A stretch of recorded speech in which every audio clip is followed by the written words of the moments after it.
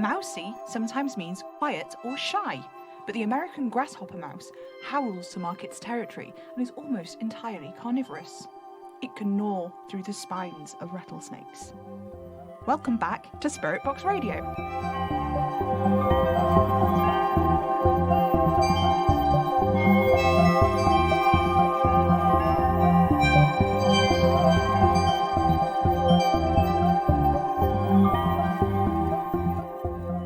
Hello, faithful listeners. Welcome back, for the first time, to the newly minted Spirit Box Radio Enlightenment segment, where we learn and grow as a community of like-minded arcanists. I don't think that intro is really working, is it? Oh well. Can't win them all, I suppose. I love American grasshopper mice. They might just be my favourite animal. Mice are a lot cleverer than a lot of people suppose, and like everything in the great wide world, they have an important role to play in the ecosystem. Arcane energy flows through them just as much as through you or I. For a man who likes mice, I sure do have a lot of cats, though. Last week, we had Rytidia Delphus, the bog witch, on the show to teach us about mud, mostly. It was very enlightening indeed. There are no special guests this week, I'm afraid, faithful listeners, so I put it to the forums to find out what you'd most like to learn about together. It was really exciting reading through all of your responses, and there were loads of great suggestions. Before we dive into them, though, I want to reassure you, again, that I'm absolutely fine, and whatever happened, I think it was just... It's a perfectly normal thing to forget details of something like that. So please, I think we all need to try and carry on. The loss of Madame Marie will be felt extremely keenly. Of course it will, but let's just not, shall we, faithful listeners? I've had a letter in the PO box this week from an Amy Jeremy, and it's a pretty interesting one. I thought that I could share it with you now. Dear Sam, I've been practicing arcanism on and off for a few years now, after being introduced to the concept whilst I was at university. I've been listening to Spirit Box Radio ever since then, and I'm no stranger to unusual occurrences, and I've heard my fair share of those written by other faithful listeners to the show. I've had a little bit of success with casting circles, but mostly focus on channeling arcane energy as a sort of mindfulness thing, and keep an altar in my bedroom, even though my housemates think it's a little bit weird. I'm sorry about all this preamble. I just don't want you to think I'm understating the matter or somehow misunderstanding the gravity of what I'm going to describe to you somehow. This is partly why I decided to write a letter as opposed to simply putting it on the forums. Sorry, more preamble, isn't it? There isn't any getting around it. The reality of experiencing a truly arcane incident is a lot. Well, it's more difficult than I would have guessed, given how much exposure to this stuff I've already had. I live in this tiny town in Wales. You won't have heard of it. Like a lot of tiny Welsh coastal towns, it's pinned to the sea line by a row of jagged hills, which might look like mountains to the untrained eye. There are a lot of trees, a lot of winding paths, plenty of nooks and hollows where one can wander and get pleasantly lost if you choose to. Despite being physically isolated, my hometown is incredibly, uncannily well connected, if only in this strange one-way sense, by radio. My dad always has a wireless or two in the house, and I grew up skipping through the stations, and I kept a little notebook wedged under the one in the kitchen where I make a note of when I restlessly skipped from channel to channel, I thought I could assemble a sentence. My dad thought it was really funny, and when he had his friends around, he'd get me to get my book of quirky words out and read some of the best ones. It's always been just me and Dad. Mum died not long after I was born, and I never got any details, and my dad almost never spoke of her. Once a year, though, we stand outside by the rose bush in the garden in silence, and usually rain, as she died in October. And Dad would say something like, "She liked tangerines," or "She'd have been so proud." And that would be it, and we'd say nothing else on the matter. I didn't mind. I never knew any different. My dad is a coarse kind of guy with most people, but with me, he's always been a marshmallow. I loved him very much. Our long walks on the beach, hikes up the hills with his work friends, our fair share or more of cutesy father-daughter things we did together. But the only one that really stuck into my adulthood was the book of quirky words. I hated this place when I was growing up, and I was desperate to leave before I went to uni, but when I finally did, I missed it with such horrific profundity that it's actually kind of embarrassing to try and explain it. I pined for the woods and the dirt tracks and the sea and the hills. I even pined for the sheep, those fuzzy falls that seem to fill up every inch of available farmland. Having said all of that, it's not classically beautiful, my hometown. It's ramshackle, fairly underprivileged. There's only one bus and it comes 3 times a day at roughly 2-hour intervals. We've got a couple of shops and they run out of branded stuff a few days after restocks. Its saving grace is that it's on the route towards a city, so the broadband is really good and of course there's always frighteningly brilliant radio reception. When I came to visit, which I did more and more the longer I'd been away, until I eventually moved home pretty much as soon as the course ended, I picked up the book and I'd have a flick through and see what funny little compositions he'd added in our years-long little hobby. When I moved back home, I lived with Dad at first, but then rented out a flat above a tiny shop, which I share with a couple of friends. In the day, I work in the shop that we live above, and in the evenings, I make up little charms which I sell on my online shop. I go round to Dad's most mornings. He's getting on a bit now, and I worry about him alone in the house too often. I'll probably move back in with him soon. This is not important, I'm avoiding the real subject here. When I go to see Dad, it used to be that he'd get the book of quirky words out and we'd go through them together like old times, but, well, recently I noticed that Dad had stopped taking out the book of quirky words. I bring it up and he'd get all flustered and wouldn't meet my gaze. It was right there on the windowsill in the kitchen under the wireless, where it has always been, but he didn't seem keen for whatever reason, so I didn't think much of it. A couple of weeks ago, though, he was out of the house when I came around. I let myself in, put on the kettle, and as I stood in the window, I thought, I'll have a look and see what's been going on. The book was completely full. This is not some tiny notebook either. It's a big, chunky thing with at least 400 blank pages. Dad and I both have pretty cramped handwriting, so even though we've been writing in there for years, we were still ages off actually filling the thing.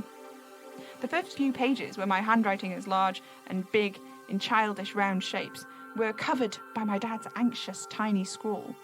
I could just make out the words underneath the new ones, but they were almost completely hidden. I didn't notice it at first because it wasn't all in English. The radio reception is so good, actually, that it picks up signals that by rights it shouldn't be able to at all.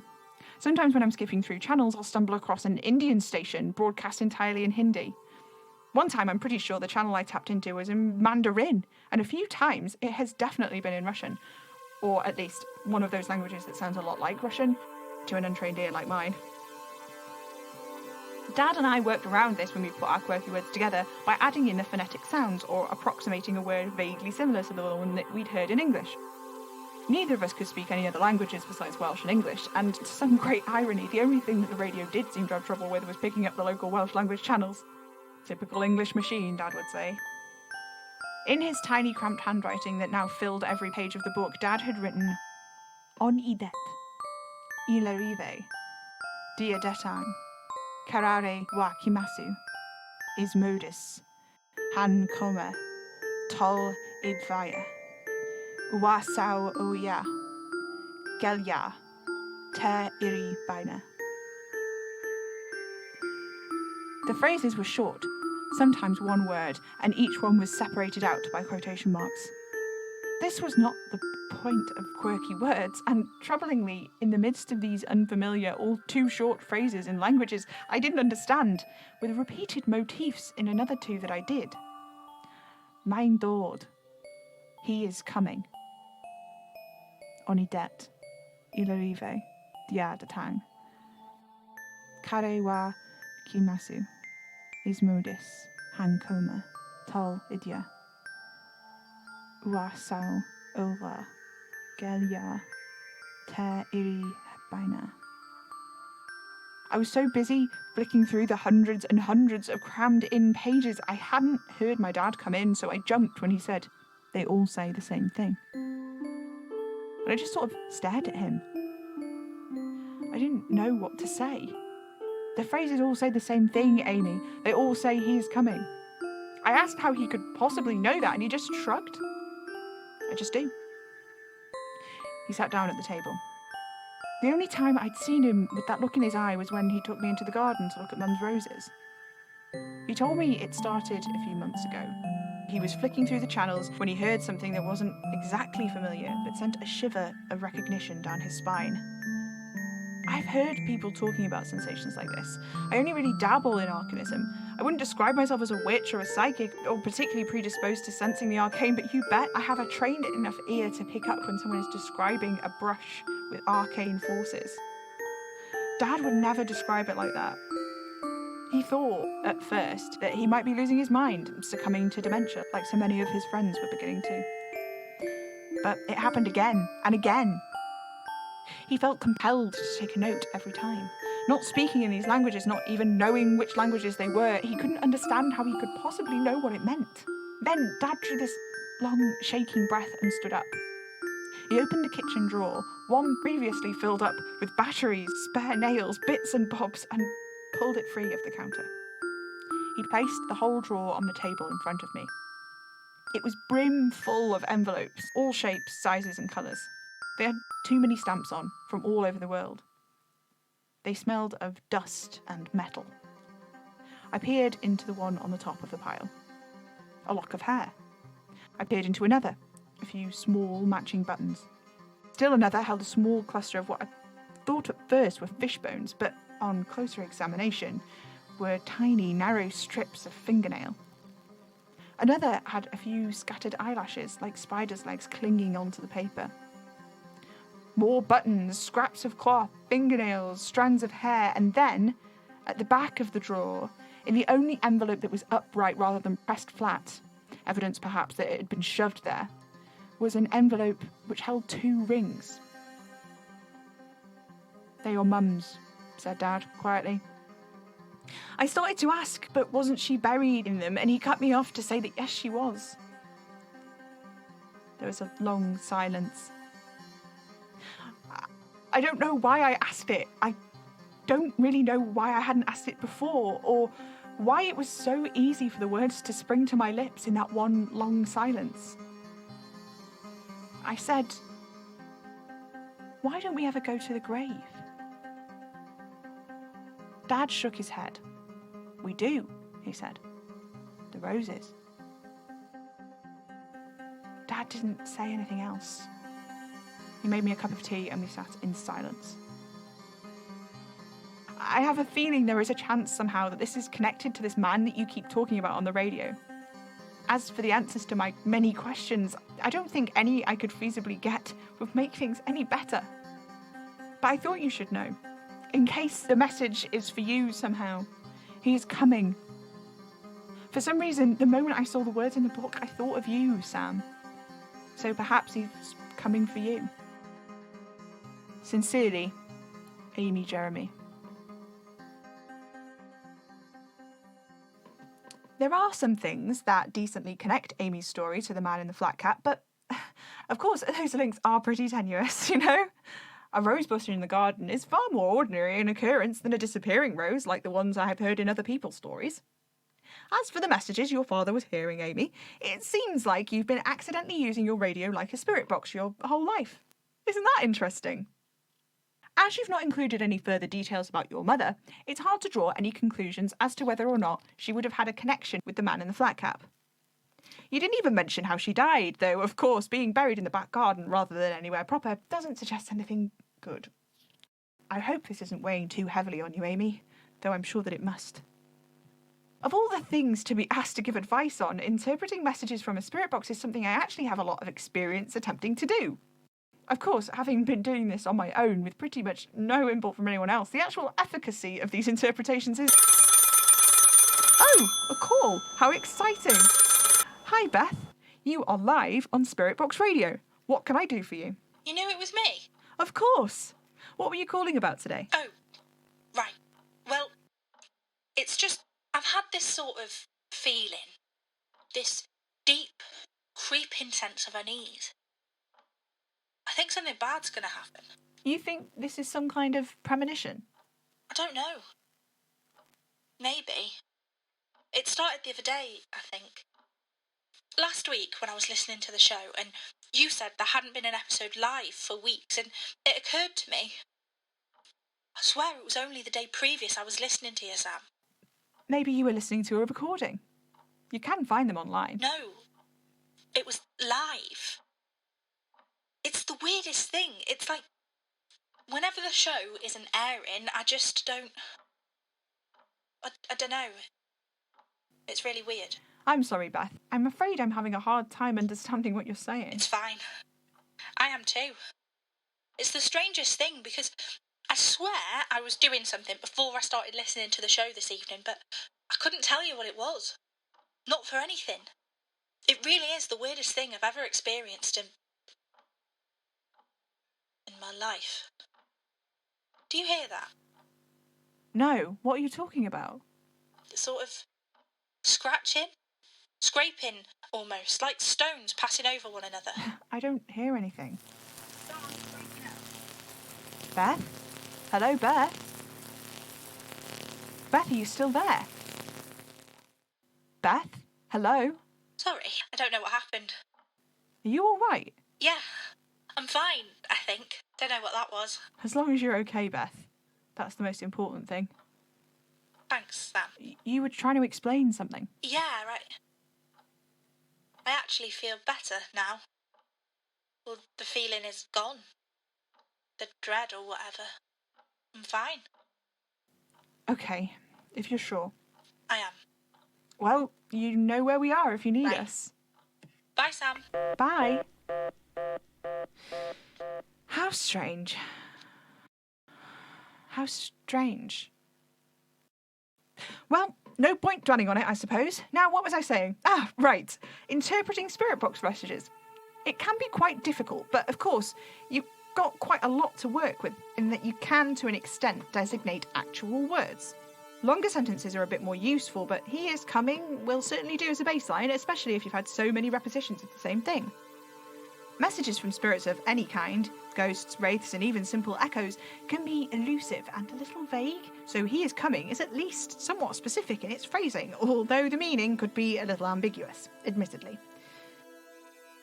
It's not like when I get messages telling me where I've left my keys, or, well, whether or not to take an umbrella with me. You know, when Madame Marie was still... When she was with us, I'd get messages when she was asleep, so I could sneak out of my room and sit on the low wall in the garden to gaze up at the moon. The trick to understanding arcane messages is to stop acting like it's going to line up with logic or sensibility. Ghosts, ghouls, malevolences, they're all shaped by arcane forces, and the whole thing with the arcane is that it cannot be reasoned with or rationalised. It resists it, actively, so you just sort of have to go with it. Be guided by your heart instead of your head. If who we are is made up of strands of arcane forces, and I don't mean the meat and bones of our bodies, I mean the thing that is us beyond that, parts of us that the arcane can cling onto and preserve like a mosquito suspended in tree sap. We are connected to the arcane. We are a part of it. So there is a way for us to get it, to vibe with it, provided we are led by our hearts and not by our heads. Again, not our literal hearts, of course, our metaphorical ones, the symbolic ones, you know. Anyway, I hope that's helpful to you, Amy. Thanks for tuning in tonight, faithful listeners. Remember, if you're using our Spirit Box service, post on the forums to avoid any confusing mix-ups. Arcane messages are hard enough to interpret as it is. This has been the Spirit Box Radio Enlightenment segment. I've been your host, Sam Enfield. I bid you a restful night.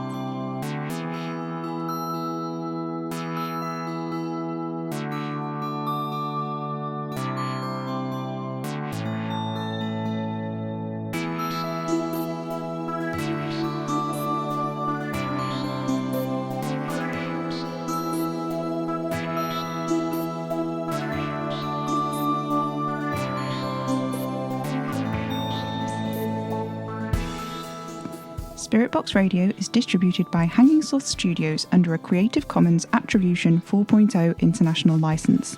The show was created, directed and produced by me, Pippin Eira Major, the voice of Sam Enfield. Music is by Maybe Wednesday. Follow us on Twitter at Spirit Box Radio or tweet the sloths at Hanging Sloths. Find out more at hangingslothstudios.com, where you'll also find transcripts of all of our episodes. You can support the show at patreon.com/Hanging Sloth Studios or buy us a coffee on coffee.com/Hanging Sloths. Spirit Box Radio is recorded in front of a dead studio audience.